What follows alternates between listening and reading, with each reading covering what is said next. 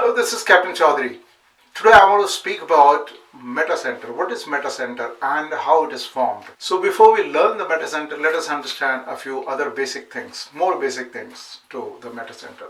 First of all, center of buoyancy. What is center of buoyancy?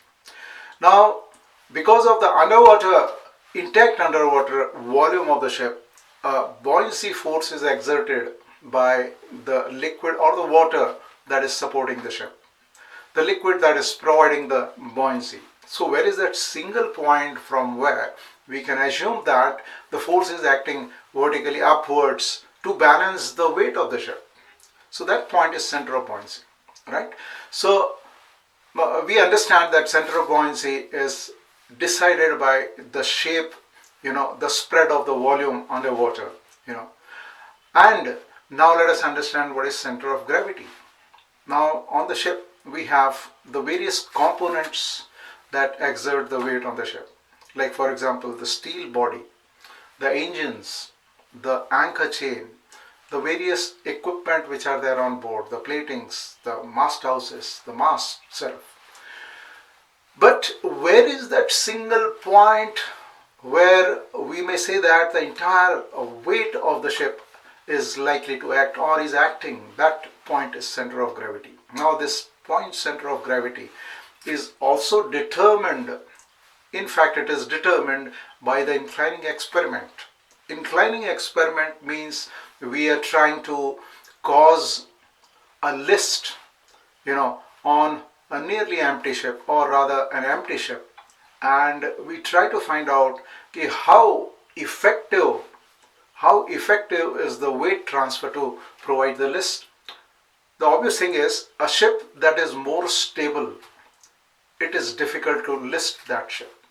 That means a ship which has got a center of gravity low, it is difficult to heel the ship. Whereas if the ship's center of gravity is relatively in a higher position, it is easier to list the ship. So this is what we do in inclining experiment. Inclining experiment is to basically determine the light ship kg. So having talked about this center of gravity and center of buoyancy, let us now talk about moment of inertia. There is one more term we need to understand. What is moment of inertia? Now as far as the moment of inertia is concerned, a simple thing to understand is like if this is a rectangular plane and if I draw an axis like this through the centroid, and if I want to turn this rectangular plane about this axis, it would be an effort. Some effort is made, Whereas instead of the axis passing through the centroid, if I pass the axis from here and if I try to turn the plane, the effort will be more. And just for your information, for a rectangular plane, the effort that is caused here and the effort that is caused over here is much different. Effort over here is 4 times what you will cause the effort with the axis in this position. So just by shifting the axis, you can see the effort that is made to turn or to rotate the body is so much different. So in linear motion, if I have to move the mass or walk with the mass, if I have to move with the mass or walk with the mass, then I must know what is my strength, I must know what is the mass, and I must know what is the friction that is caused.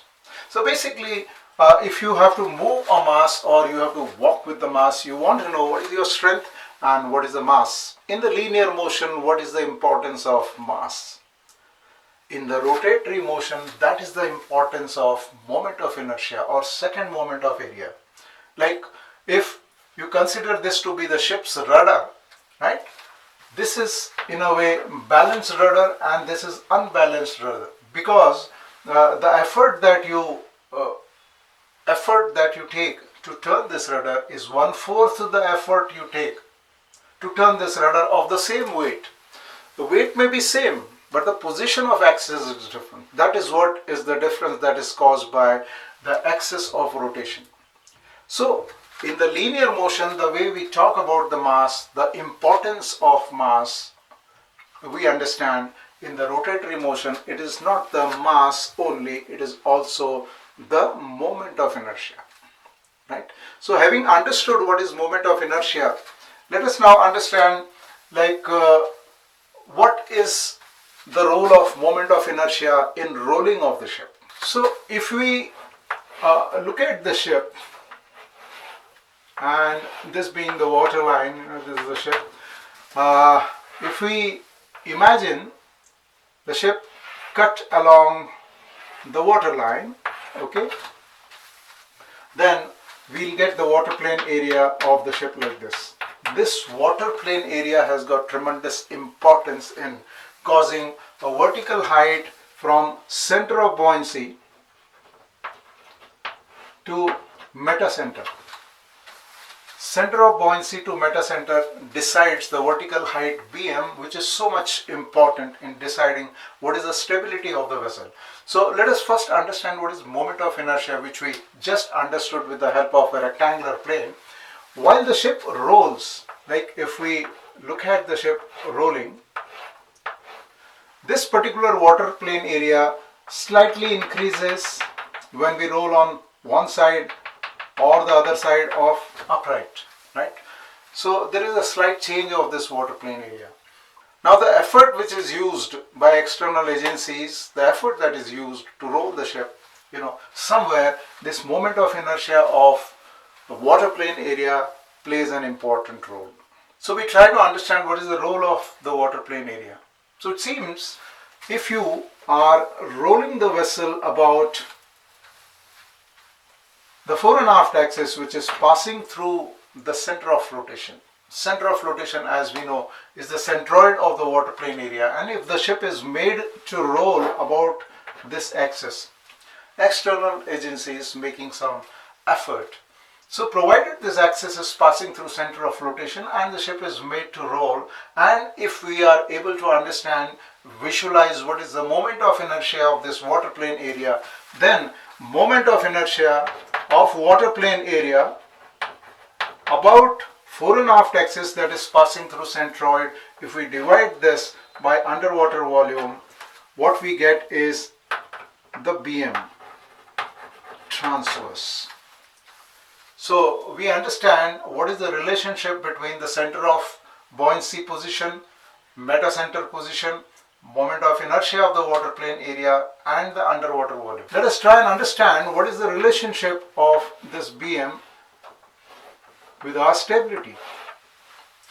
So this is the center of buoyancy I was talking about, and these are the various water plane areas I was talking about.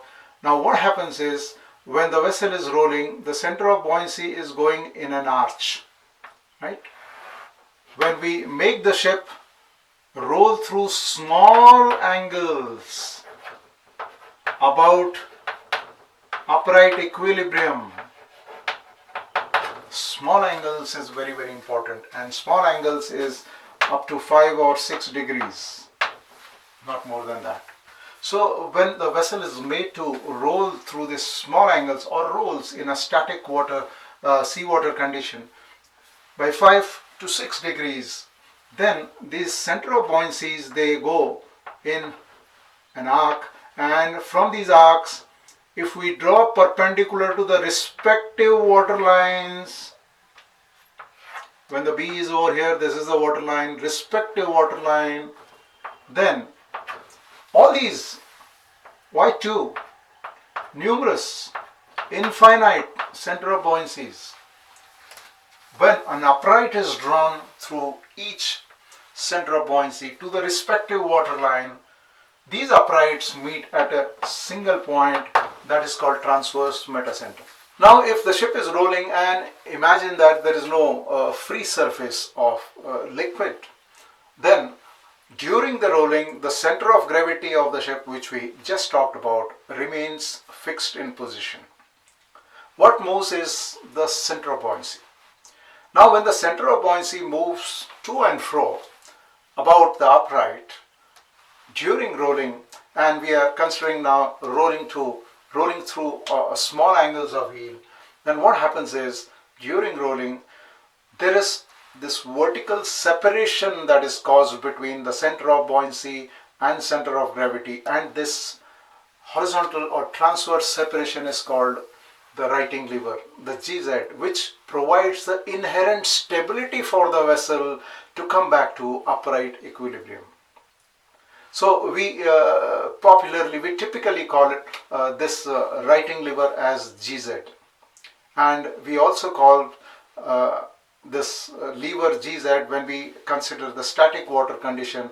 When we assume that the ship is rolling in glassy conditions, then we also call this lever as lever of statical stability. I will try to show you the GZ in a diagram, which I typically call a heel diagram, and it appears like this. This was the upright water level.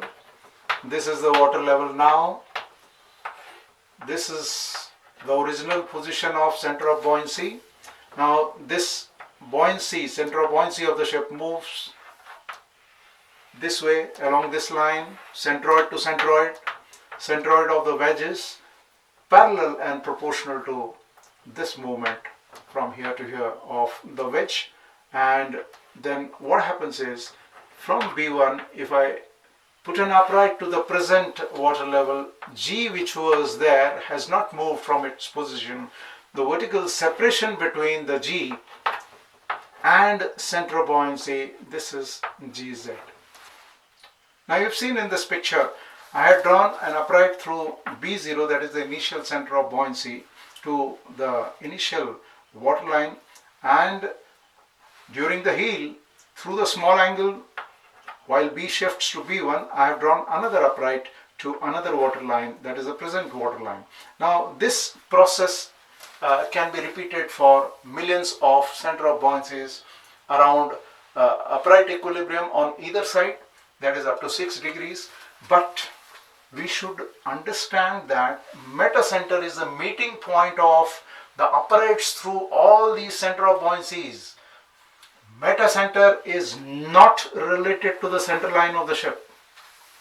So much so that you can assume that the center of buoyancy is like a swing, and that underwater swing, when it oscillates through small angles of heel, where is the swinging point is the metacenter. So why ship? Any floating object that floats has got an equilibrium posture, and while with the external influence, if that floating object oscillates or rolls about that equilibrium posture, right, there has to be a metacenter.